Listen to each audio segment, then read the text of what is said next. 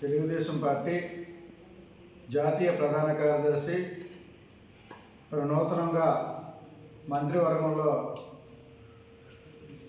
మానవ వనరుల శాఖ మంత్రిగా, ఐటీ శాఖ మంత్రిగా అనేక పదవులు అనుభవించినటువంటి నారా లోకేష్కి విజ్ఞప్తి చేస్తూ మరి విద్యా వ్యవస్థని గాడిలో పెట్టవలసిందిగా మీకు సవినయంగా కోరుతున్నాను. ఎందుకంటే 1, 2, 3 తరగతులన్నీ కూడా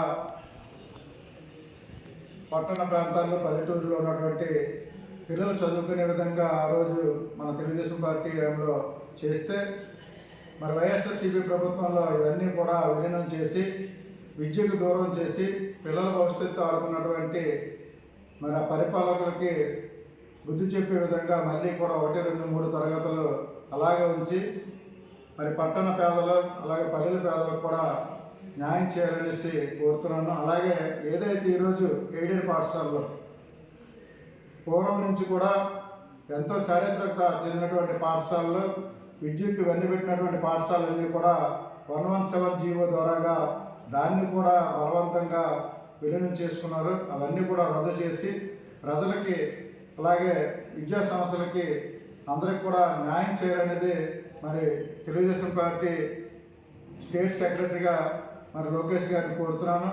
తక్షణమే 117 జీవో రద్దు చేయాలనేది వినయపూర్వకంగా కోరుతున్నాను.